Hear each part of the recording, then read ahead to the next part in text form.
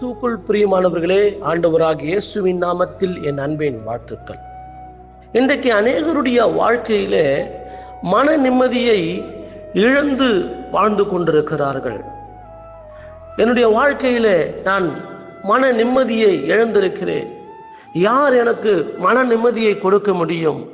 எது என் வாழ்க்கையிலே மன நிம்மதியை கொடுக்க முடியும்?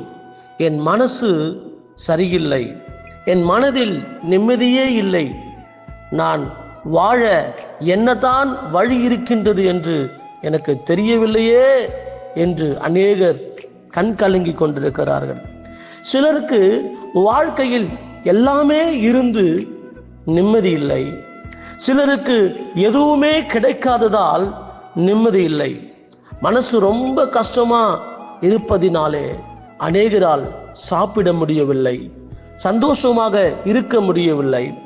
ஏனென்றால் அவர்களுடைய இருதயம் மிகவும் கவலைக்குள்ளாக இருக்கிறது, கவலைப்பட வேண்டியதாக இருக்கிறது. வாழ்க்கையில மிகப்பெரிய விரக்தி அவர்களுடைய வாழ்க்கையிலே காணப்படுகிறது. எதையுமே செய்ய முடியாத ஒரு நடைப்பிணத்தை போல அவர்கள் வாழ்ந்து கொண்டிருக்கிறதை நாம் பார்க்க முடிகிறது. ஐயோ, எனக்கு பைத்தியம் பிடிக்கிறது பிரதர், ஒரு பைத்தியக்காரனை போல நான் அலைந்து கொண்டிருக்கிறேன், ஒரு பித்து பிடித்தவனை போல நான் வாழ்ந்து கொண்டிருக்கிறேன் என்று சொல்லுகிறார்கள். இதற்கு என்னதான் வழி? எங்குதான் நான் செல்ல வேண்டும்? என்னத்தான் நான் செய்ய வேண்டும்? யாரிடமும் சொல்லாமல் கொள்ளாமல் எங்காவது ஓடிவிடலாமா என்று புலம்பிக் கொண்டிருக்கிற என் சகோதரனே, என் சகோதரியே, கேளுங்கள், உங்களுக்கு ஒரு நல்ல செய்தியை சொல்லுகிறேன். கேளுங்கள், உங்களுக்கு ஒரு நல்ல வார்த்தையை தேவனிடத்திலிருந்து கொண்டு வருகிறேன். வேதம் சொல்லுகிறது, யோவான் 16ஆம் அதிகாரம் 33ஆம் வசனம் சொல்லுகிறது, உலகத்தில் உங்களுக்கு உபத்திரவம் உண்டு. என் சகோதரனே, என் சகோதரியே, உலகத்தில் உங்களுக்கு உபத்திரவம் உண்டு என்று சொல்லி தேவன் சொல்லுகிறார். உலகத்தில் உங்களுக்கு உபத்திரவம் உண்டு, ஆனாலும் திடன் கொள்ளுங்கள், நான் உலகத்தை ஜெயித்தேன் என்று கர்த்தர் சொல்லுகிறார். இந்த உலகத்துல உபத்திரம் இல்லாம, போராட்டம் இல்லாம, பாடு இல்லாம, பிரச்சனை இல்லாம, சண்டை இல்லாம குடும்பமே இல்ல. எல்லாருடைய குடும்பத்துல இருக்கக்கூடியதுதான் உங்க வாழ்க்கையில நடந்து கொண்டிருக்கிறது. எல்லாருடைய வாழ்க்கையில நடந்து கொண்டிருக்கிற சம்பவம் தான் உங்களுடைய வாழ்க்கையில நடந்து கொண்டிருக்கிறது. இதை எப்படி மேற்கொள்ள வேண்டும் என்று சொல்லி நீங்களும் நானும் கற்றுக்கொள்ள வேண்டும். இவைகளை எப்படி ஜெயிக்க வேண்டும் என்று சொல்லி நீங்களும் நானும் கற்றுக்கொள்ள வேண்டும். ஏனென்றால் கிறிஸ்து சொல்றார், நான் உலகத்தை ஜெயித்தேன். இதெல்லாம் நான் ஜெயிச்சேன், நான் திடன் கொண்டேன். இதுல நான் சோர்ந்து போய் நான் திடன் கொண்டேன், என்னை பலப்படுத்திக் கொண்டேன் என்று கிறிஸ்து சொல்லுகிறார். தேவ பிள்ளைகளே, உங்களது மனக்கவலைகள் மாற நீங்கள் என்ன செய்ய வேண்டும் தெரியுமா? உங்கள் மன காயங்களை ஆற்றக்கூடிய சில மருந்தை நான் உங்களுக்கு சொல்லுகிறேன். என்னுடைய வாழ்க்கையில் இப்படிப்பட்ட பாடுகளுக்கு நேராக அநேக நாட்கள் நான் கடந்து போனது உண்டு. மனதிலே நிம்மதி இல்லாதபடி, மனதிலே சமாதானம் இல்லாதபடி, மனசு சரியில்லாதபடி வாழ்ந்த நாட்கள் பல நாட்கள் உண்டு. ஆனால் நான் என்னுடைய வாழ்க்கையில என்ன செய்தேன் என்பதை உங்களுக்கு கற்றுக் கொடுக்க விரும்புகிறேன்.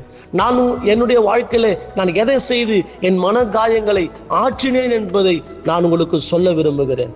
முதலாவதாக நாம் என்ன செய்ய வேண்டும் என்று தெரியுமா? தேவனோடு அதிகமாக தனிமையிலே நாம் இருக்க வேண்டும்.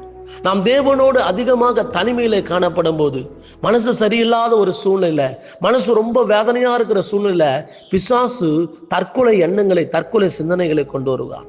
நீ எங்காவது போயிடு அப்படின்னு சொல்லி பிசாசு நமக்கு தவறான எண்ணங்களை கொண்டு வந்து விடுவான். எனவேதான் சிலருக்கு, தேவனை அறியாத பிள்ளைகளுக்கு மனக்கவலையினாலே அநேக போதை பழக்கங்களுக்கு அவன் அடிமைப்படுத்தி விடுவான். பாவத்தின் காரியங்களுக்கு அவன் வழிகளை திறந்து விடுவான். எனவே இவைகளிலிருந்து நான் தப்பிக்க வேண்டுமானால் நாம் முதலாவது அதிகமாக தேவனோடு கூட தனிமையில நம்முடைய மனதிலே உள்ள காரியங்கள் எல்லாம் தேவ சமூகத்துல எல்லாம் புலம்பி, தேவ சமூகத்துல ஒளிவு மறையில்லாமல் எல்லாவற்றையும் கொட்டி தீர்க்க வேண்டும்.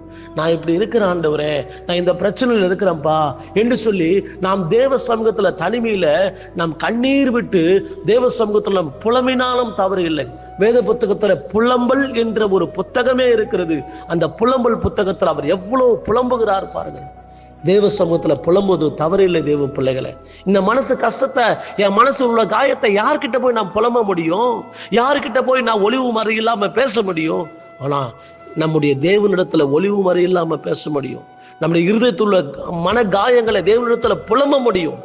முதலாவது நீங்க செய்யுங்க, தனிமையில போய் தேவ சமூகத்துல ஆமென் உட்கார்ந்து உங்களை மனசுல உள்ளதெல்லாம் கர்த்தரிடத்துல பேசுங்க. இரண்டாவதாக நம்ம வேத புத்தகத்துல பார்க்கும்போது சங்கீதங்களின் புஸ்தகம் அநேக ஆறுதலா இருக்கக்கூடிய சங்கீதங்கள் நிறைய இருக்கு. வேத புத்தகத்துல பாருங்க, நிறைய சங்கீத புத்தகங்கள் இருக்கிறது.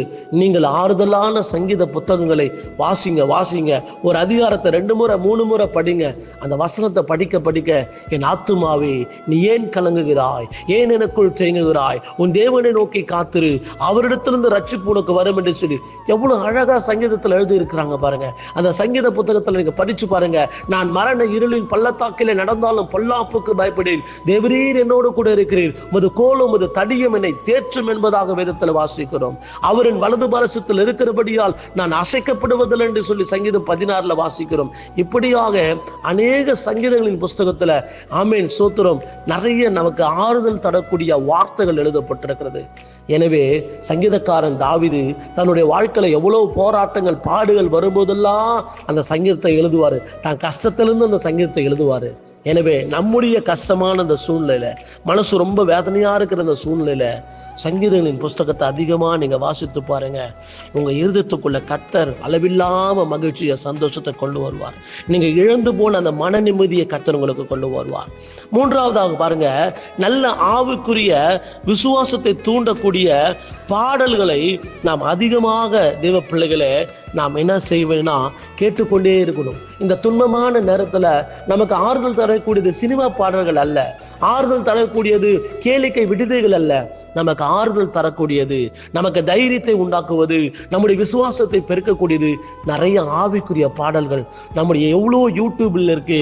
நிறைய ஆவிக்குரிய பாடல்களை உட்கார்ந்து தேவ சமூகத்தில் அந்த ஆவிக்குரிய பாடல்களை கேட்கும்போது நம்முடைய இருதயத்திலே காணப்படுகிற அந்த கவலைகளை, மன கஷ்டங்கள் எல்லாம் அப்படியே நீங்க விடும். நான்காவதாக பாருங்க, வாக்குத்தத்த வசனங்களை நம்ம அதிகமா படிக்கணுங்க. சங்கீதங்களின் புஸ்தகத்தை படிச்ச பார்த்தீங்களா, நிறைய வாக்கு தத்தங்களை ஆண்டவர் நமக்கு கொடுத்திருக்கிறார். எரேமியா, ஏசாயா தீர்க்கதரிசன புஸ்தகத்தெல்லாம் வாசித்து பாருங்க. ஏசாயா தீர்க்கதரிசன புஸ்தகத்துல இஸ்ரவேல் ஜனங்க அங்க அடிமைப்பட்டு கிடக்கும்போது, ஒரு தேசத்துல சிறையிருப்புல இருக்கும்போது தேவன் அவங்களை தைரியப்படுத்துறாரு, தேவன் அவங்களை திடப்படுத்துறாரு. இஸ்ரவேலே நீ பயப்படாதே, நீ என்னால மறப்படுறது இல்லை, தாய் தன் பாலகனை மறந்தாலும் நான் உன்னை மறப்பதில்லை. அப்படியே தேவன் அவங்களை ஆற்றுறாரு, தேற்றுறாரு. பாருங்க, ஏசாயா 41ஆம் அதிகாரத்திலாம் நீங்க வாசித்து பார்த்தீங்கன்னா, நீ பயப்படாத, நான் உனக்கு இருக்கிறேன், நான் உனக்கு துணையா இருக்கிறேன்னு சொல்றாரு. எனவே நாம் சோர்ந்து போன அந்த நேரங்களில, மனம் கவலைப்பட்டு கலங்கி கொண்டிருக்கிற அந்த நேரங்களில வாக்குத்தத்த வசனங்களை அதிகமாக படிங்க. வாக்குத்தத்த வசனங்களை குறித்து அந்த வசனங்களையே பேசிக்கொண்டே இருங்க. வாக்குத்தத்த வசனங்களை நீங்க படிக்க படிக்க உங்களுடைய இருதயத்துள்ள வேதனைகள் எல்லாம் மாறும், உங்கள் கண்ணீரெல்லாம் நிச்சயமாய் தொடக்கப்படும். தேவ பிள்ளைகளே, ஐந்தாவதாக தேவனுடைய ஆலயத்துக்கு போங்க. தேவனுடைய ஆலயத்தில் போய் அமைதியா அமர்ந்துருங்க. தேவனுடைய ஆலயத்தில் போய் அமைதியா அமர்ந்திருந்து தேவ சமூகத்தை நோக்கி பாருங்க. அல்லேலூயா. அங்கே இருக்கிற ஊழியரிடத்துல, பாஸ்டர் எனக்காக ஜெபம் பண்ணுங்க, நான் ரொம்ப சோர்ந்து போயிருக்கிறேன், எனக்காக ஜெபம் பண்ணுங்கன்னு சொல்லி ஊழியரிடத்துல நீங்க ஜெபம் பண்ணி கொள்ளுங்க. கர்த்தருடைய பிள்ளைகளே, இப்படியெல்லாம் உங்க வாழ்க்கையில் நீங்க செஞ்சீங்கன்னா உங்களுடைய மன காயங்கள், உங்களுடைய மன கஷ்டங்கள் எல்லாவற்றிலிருந்து நீங்கள் வெளியே வர முடியும். கர்த்தருடைய பிள்ளைகளே, என் வாழ்க்கையில நான் செய்த காரியங்கள் இதுதான். எத்தனையோ துன்பமான சூழ்நிலைக்கு நேராய், எத்தனையோ போராட்டமான நிலைமைகளுக்கு நேராய் கடந்து போன போது நான் செய்து கொண்டிருக்கிற காரியங்கள் இதுதான். நம்மை திடப்படுத்துகிற, பலப்படுத்துகிற கர்த்தர் நம்மோடு கூட இருக்கிறார். உங்களுடைய மனகாயங்களை நிச்சயமாய் கர்த்தர் ஆற்றுவாராக. கவலைப்படாதிருங்கள், உலகத்தில் உபத்திரம் உண்டு, திடன் கொள்ளுங்கள். தேவனாய் கர்த்தர் உலகத்தை ஜெயித்தது போல இந்த மனக்காயங்களை ஜெயித்து நம்ம சந்தோஷமா வாழ்வதற்கான வழியை நம்முடைய இயேசப்பா நமக்கு திறந்து கொடுப்பார். கர்த்தாவே, இந்த வேலைக்குள்ள பாரத்தோடு செபிக்கிறப்பா. அநேகர் மனகாயத்தோடு கூட, ஆண்டவரே ஸ்தோத்திரம், வேதனையோடு கூட, பிரச்சனையோடு கூட இருக்கிறாங்க ராஜா. இவர்களுடைய மனகாயங்களை, பிரச்சனைகளை, போராட்டங்களை எல்லாவற்றையும் கர்த்தராகிய தேவன் மாற்றும்படியாய் செபிக்கிறப்பா. யாரெல்லாம் மனகாயத்தோடு கூட, மன கஷ்டத்தோடு கூட இருக்கிறாங்களோ அவங்களுடைய இருதயத்தில் இருக்கிற எல்லா வேதனைகளையும் கர்த்தராகிய தேவனின் மாற்றும்படியாக ஜெபிக்கிறோம் ஆண்டவரே. இயேசு கிறிஸ்துவின் நாமத்தில் இந்த நாளில மனவேதனையோடு கூட இருக்கிற ஒவ்வொருடைய மனவேதனைகளை மாற்றுங்க ஆண்டவரே. ஒவ்வொருடைய மனகாயங்களை ஆற்றுங்க ஆண்டவரே. ஒவ்வொருடைய வாழ்க்கையில காணப்படுகிற எல்லா பிரச்சனைகளிலிருந்தும் கர்த்தர் வெளியே கொண்டு வர முடியாது ஜெபிக்கிறோம் ஐயா. இயேசுவின் நாமத்தில் திடப்படுத்துங்கப்பா. ஒவ்வொருவரையும் தைரியப்படுத்துங்கப்பா. ஒவ்வொருவரையும் எல்லா பிரச்சனைகளிலிருந்து வெளியே கொண்டு வர முடியாது ஜெபிக்கிறேங்க தாவே. உமது வாக்குத்தத்த வசனங்கள் ஒவ்வொருவரும் பலப்படுத்தட்டும் சொல்லி ஜெபிக்கிறேன். இந்த நாளில சமாதானத்தை கர்த்தருடைய பிள்ளைகள் பெற்றுக்கொள்ளட்டும் ஆண்டவரே. ஒரு நாளும் சமாதானத்தை இழந்து போய்விடக்கூடாது. ஒரு நாளும் வாழ்க்கையில நிம்மதியை இழந்து போய்விடக்கூடாது. தேவன் தாமே ஒவ்வொருவரையும் நீ பலப்படுத்தும்படியாய், ஒவ்வொருவருக்கும் ஆறுதலின் தேவனாய் இருக்கும்படியாய், ஒவ்வொருடைய இருதயத்தையும் கர்த்தர் இந்த நாளிலே திடப்படுத்தும்படியா நாங்கள் ஜெபிக்கிறோம் சுவாமி. ஒருவரையும் கைவிடாதபடி யெகோவா தேவன் நீ நடத்த போவதற்காய் ஸ்தோத்திரிக்கிறோங்க தாவே. அப்பா உம்முடைய வார்த்தைகளை கொண்டு ஒவ்வொருவரும் பலப்படுத்தி இந்த நாளிலே ஒவ்வொருவரும் ஆசீர்வதிப்பீராக. இழந்து போன சந்தோஷத்தை, இழந்து போன சமாதானத்தை ஆண்டவரே ஒவ்வொருடைய வாழ்க்கையில கட்டளிட முடியாது ஜெபிக்கிறோம் ஆண்டவரே. அவங்களுடைய இருதயத்தில் இருக்கிற வேதனைகள் எல்லாம் கர்த்தர் மாற பண்ண முடியாது நாங்கள் ஜெபிக்கிறோம். இயேசுவே தாவீதின் குமாரனே, இருதயத்துக்குள்ள ஒவ்வொருடைய இருதயத்துக்குள்ள இருக்கிற கவலைகளை வேதனைகளை மாற்றுங்க ராஜா. உம்மாலே கூடாத காரியம் ஒன்றுமில்லை. ஒவ்வொருடைய இருதயத்தில் காணப்படுகிற காயங்களை எல்லாம் நீர் ஆற்றப்போவதற்காக உமக்கு நன்றி. என் தேவன் அற்புதங்களை செய்யுங்க. இந்த நாளில ஒவ்வொருவரும் ஆசீர்வதிங்க. இயேசுவின் நாமத்தில் ஜெபிக்கிறோம் பிதாவே. ஆமென்.